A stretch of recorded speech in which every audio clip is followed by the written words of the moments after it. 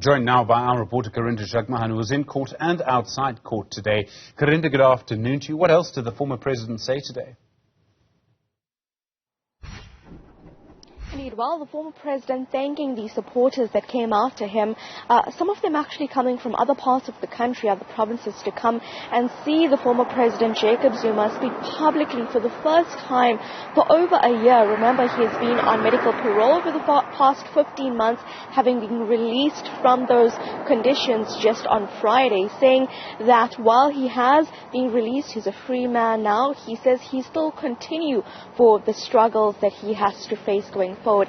He actually also touched on the July unrest, Stephen, something that the country is still recovering on. So he says that while he was incarcerated, while he was in jail, he got heed of what was happening when the country was burning.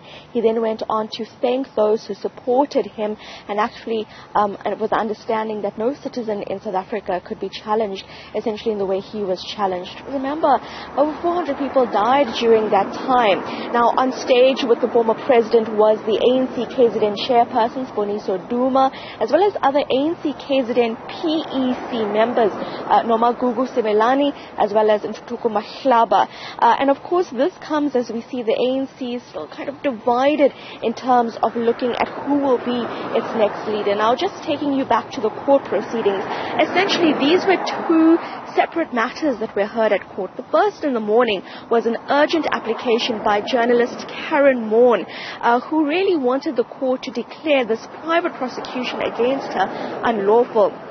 She told the court that Zuma did not have a criminal case opened against her, and continuing saying that she's being harassed in the work that she does.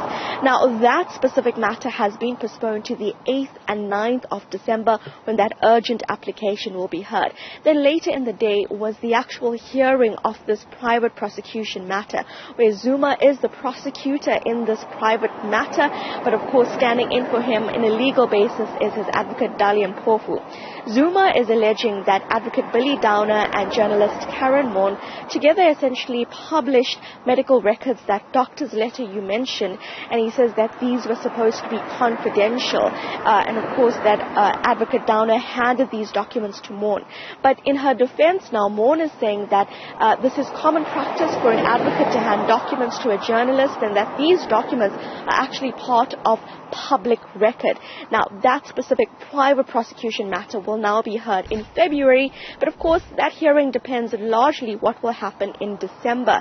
Now, online, a number of journalists, a number of media representatives have come out saying that they support Karyn Maughan, but then outside the Pietermaritzburg court, we saw a number of ANC dressed in ANC regalia, supporters of the former president, come out in adoration of him to support him. And Zuma actually telling those supporters, thanking them for being outside court, and then urging the supporters to continue with their support, even to afford this kind of support to others. Actually also telling members of the ANC KZN that to continue with supporting him and not go back on the support as others have done. Remember, the former president, Jacob Zuma, wants to run as the national chairperson for the ANC. However, some members of the ANC and KZN have actually almost opposed this in a way, saying that they want younger people to be at the helm of the party going forward. And of course, we know there is now going up to December, in the run-up to the elective conference there,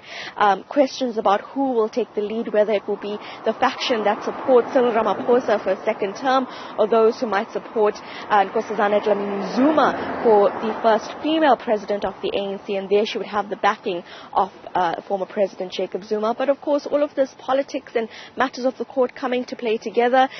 We have seen Jacob Zuma for the first time in quite a long time, after he has told the court that he is ill and cannot be incarcerated in prison.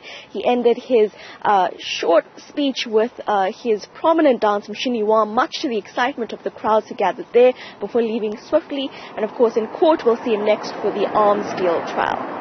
Karinda, Jagmohan, thank you very much indeed. Do appreciate that live update from the court in Pietermaritzburg.